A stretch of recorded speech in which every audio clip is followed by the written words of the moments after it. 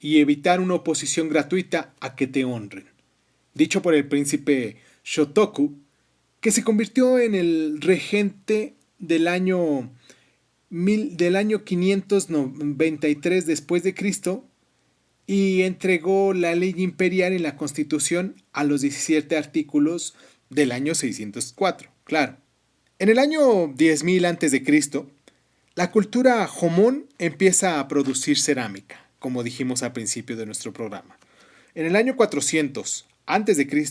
fue el inicio de la agricultura y la metalurgia. En el siglo I a.C.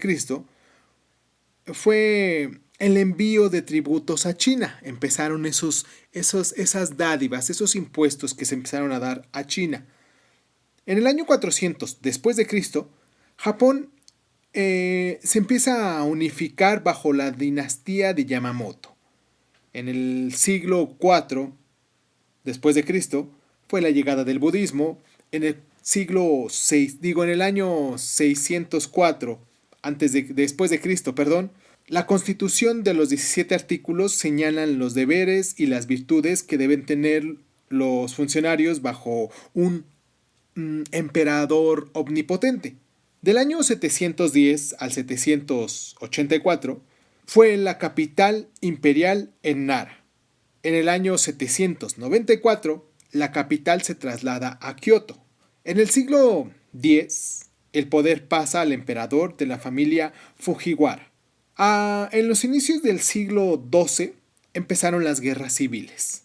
En el año 1159 Minamoto Yoritomo ocupa el poder y se convierte en el primer shogun. En el año 1185, el shogunato se traslada a Kamakura, cerca de Tokio, lo que decíamos hace un momento. Del año 1274 a 1281 fueron las invasiones fallidas por parte de los mongoles. En el año 1333 termina el periodo de Kamakura con la llegada del shogunato Ashikawa. De los siglos XV y XVI, las guerras civiles y comienza la anarquía feudal.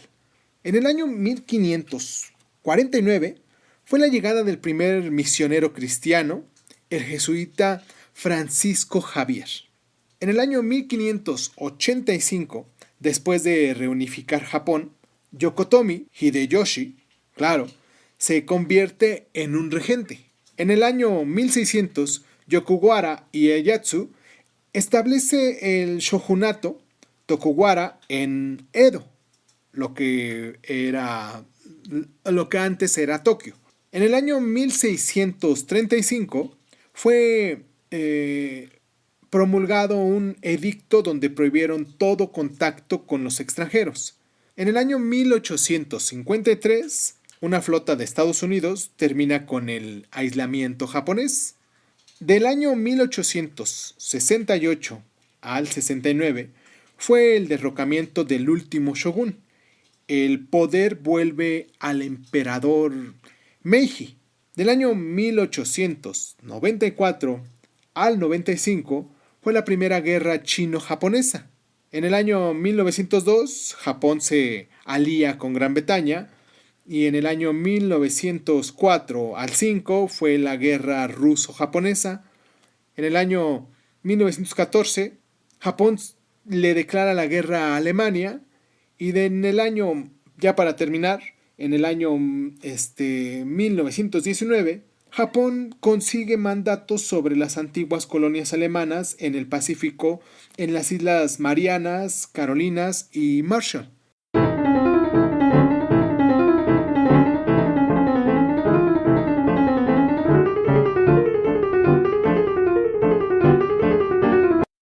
Y digo, ya para terminar, lo que es este programa, porque, como les comentaba, cuando lleguemos a la parte de las guerras mundiales, tanto la Primera como la Segunda Guerra Mundial, como ya vayamos en esa parte, pues a lo mejor podré ampliarme un poquito más sobre esta historia de Japón.